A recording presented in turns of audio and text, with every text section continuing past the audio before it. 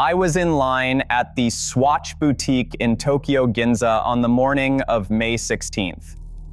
Not because I wanted a royal pop, I wanted to watch what happened when the line broke up. About 40 minutes in, a man came out holding 3 small Swatch boxes, and a friend of his, clearly not in the queue, asked him the question I'd flown there to overhear. He said, and I'm paraphrasing because my Japanese is bad, that he was set for life. That if he held 2 and flipped the 3rd on StockX, he'd own a piece of Audemars Piguet, the Royal Oak silhouette, for free. He used the word free. That's the conventional wisdom that landed at 5 in the morning at every Swatch store on the planet that weekend. Buy the $400 Royal Pop, flip half of it, keep a piece of the Royal Oak silhouette in your pocket, and somehow Audemars Piguet is the loser of the trade. I want to walk through why the people running that math have it backwards, and why Audemars Piguet, of all the brands in haute horlogerie, just made a decision that's going to cost the company roughly $50 million a year by 2029. The Royal Pop launched on Saturday, May 16, 2026 at 21 Swatch boutiques across the United States, 13 in the United Kingdom, and selected stores across France, Germany, Switzerland, Hong Kong, Singapore, the United Arab Emirates, Australia, and Japan.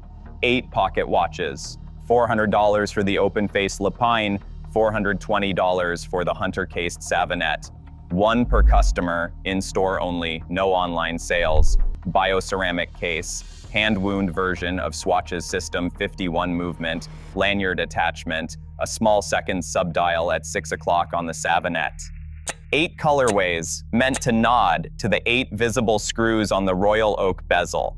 By the time the European stores closed for the day, the eBay floor was $700. Hours later, when the West Coast stores shut their doors, StockX listings were sitting at $1,700. That's roughly 4 times retail, consistent with what the Moonswatch did when it launched in 2022. Number 17, meatloaf with tomato glaze and green beans. That precedent is what every analyst is pointing at right now. The Moonswatch dropped on March 26, 2022 at $250. Within the first year, Morgan Stanley estimated it generated roughly £103 million in revenue, with Swatch selling over 1 million units. Then came the part everyone remembers. Nick Hayek, the Swatch Group chief executive, told Bloomberg that sales of the actual Omega Speedmaster Moonwatch, the $7,000 reference that inspired the collaboration, increased by more than 50% in Omega stores globally. eBay's general manager of luxury, Tyrath Kamdar, told Gear Patrol that searches for the Speedmaster on the secondary market rose nearly 100% in the week following the launch, and sales rose 150%. Omega raised Speedmaster prices about 7% in Europe within 12 months.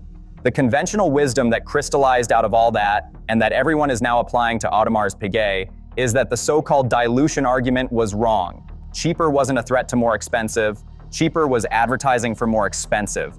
Both boats rose together. I've watched the same chart presented at 3 different watch business panels this year.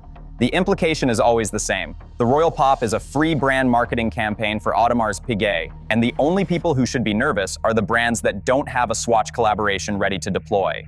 Konesseur, the dealer publication, even pointed out last week that Google Trends data for Audemars Piguet and Royal Oak hit their highest levels in over a year during launch week, and that authenticated Royal Oak listings continued to trade at established premiums above retail on platforms like Chrono24 and Bob's Watches, as well as the secondary markets you'd expect.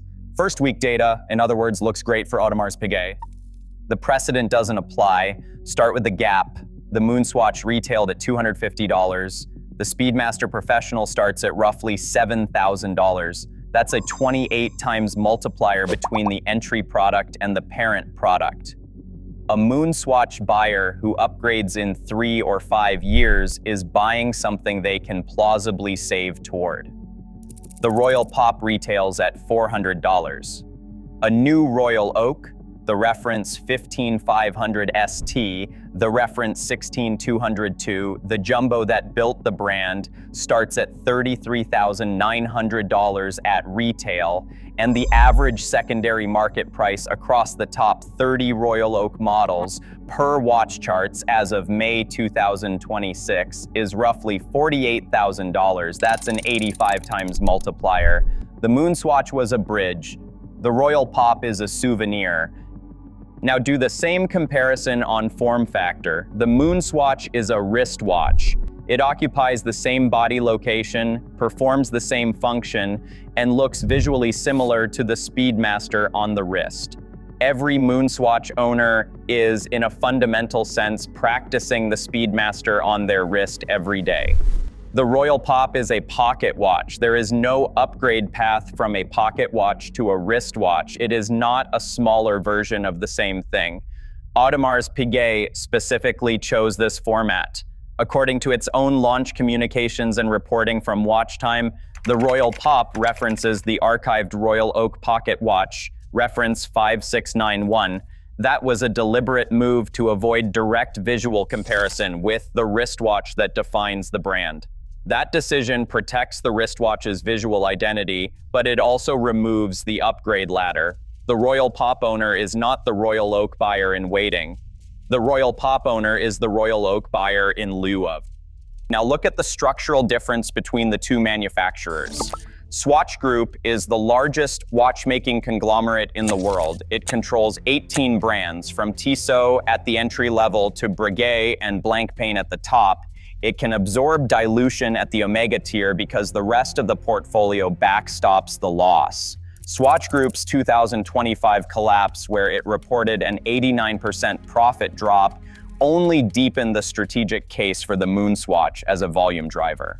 Audemars Piguet is the opposite. It is privately held, family-controlled, and produces roughly 50,000 watches a year, which is fewer than Rolex produces in a single week, and depends on a single product line, the Royal Oak, for over 70% of its revenue. There is no Tissot tier underneath the Royal Oak. There is no Blancpain to absorb the prestige hit. The Royal Oak is the company. Audemars Piguet sits alongside Patek Philippe and Vacheron Constantin in what the industry calls the holy trinity of independent Swiss manufacture, but it is the only one of the three with 70% revenue concentration in a single product line. Patek has the Calatrava, the Nautilus, the Aquanaut. Vacheron has Overseas, Traditionnel, Métiers d'Art. AP has the Royal Oak and almost nothing else at that revenue scale. Which brings us to the part of the Royal Oak business that nobody outside the watch industry really thinks about, the secondary market. The WatchCharts Audemars Piguet Royal Oak Market Index tracks the top 30 Royal Oak models, weighted by transaction value. The current reading sits at roughly $44,300 on average. That's a 48% premium over retail on the most popular reference 15500 ST. The Blue Dial reference 15510 ST trades in the $55,000 to $65,000 range on the secondary market against a retail of roughly $38,500. There are approximately 500,000 Royal Oaks in circulation globally across all references and generations. Multiply that by an average secondary premium of $15,000 to $20,000 per watch, and you arrive at a collector-held market value of more than $10 billion. The gray market on the Royal Oak, tracked across Chrono24, Bob's Watches, and the dealer network, is bigger than Audemars Piguet's own enterprise value. That premium doesn't exist because of the steel or the movement. It exists because of one psychological proposition that only certain people in certain numbers are permitted to own the octagonal bezel silhouette. Compress that proposition by even 5%, and the secondary market repricing is severe. Compress it by 10%, and you've taken $1 billion out of the collector wealth that's currently anchoring the prestige. If you've ever spent 6 months on an authorized dealer list or paid 40% over retail on the secondary market for a steel Royal Oak, you already know the silhouette's value isn't in the watch. It's in the line, it's in the friction, it's in the answer your authorized dealer gives you when you ask about 15400 in steel. The Royal Pop did not flood the wrist with Royal Oaks. it did put the silhouette in roughly 200,000 pockets in a single weekend at $400. The thing your authorized dealer said you weren't quite worthy of, the bridge, the screws, the octagon, is now hanging on a lanyard at the gym. The financial mechanism plays out on a delay. Royal Oak prices won't drop in week one. They didn't drop in week one. Google Trends spiked, the WatchCharts index held, and the StockX flippers cleared their inventory at 4 times retail. What changes is the slope of momentum. Audemars Piguet's roughly $2.5 billion in annual revenue is built on 3 reinforcing flywheels. Retail allocation strength, meaning the brand's ability to demand exclusivity terms from authorized dealers. Pricing power, meaning the percentage by which AP can raise list prices each year without losing demand. And secondary market anchoring, meaning the gray market premium that justifies the retail price and pulls the next buyer in.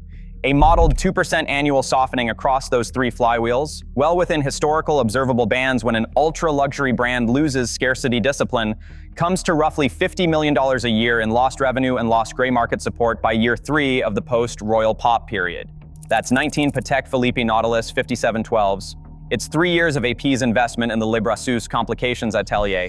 It's the cost of 15 new flagship boutiques. It's not catastrophic, it's compounding. The single tell that Audemars Piguet itself knows this is not a revenue strategy is what they did with the money. Audemars Piguet committed 100% of its share of the Royal Pop proceeds, per the official launch communications and confirmed by the Gadgeteer, to a dedicated initiative for preserving rare watchmaking skills and supporting the next generation of horological talent.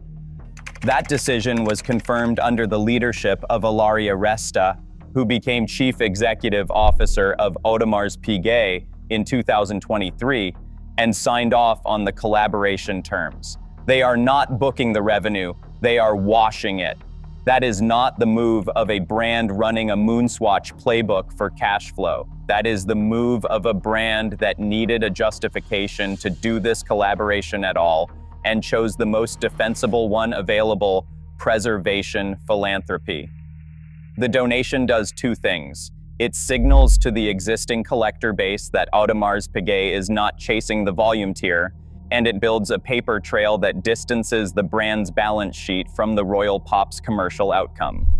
Both of those moves are textbook risk management for a known brand equity hazard. You do not ring-fence the proceeds from a campaign you think is going to enhance the parent brand. You ring-fence the proceeds from a campaign you suspect might damage it.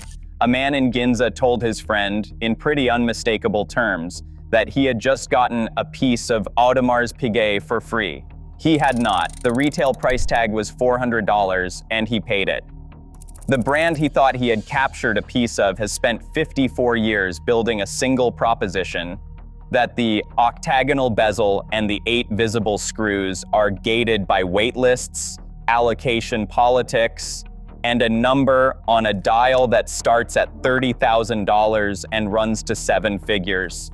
That proposition is now being carried in 8 colors on a lanyard. The pocket watch costs $400. The repricing is going to cost a lot more, and most of it is not going to land on Swatch.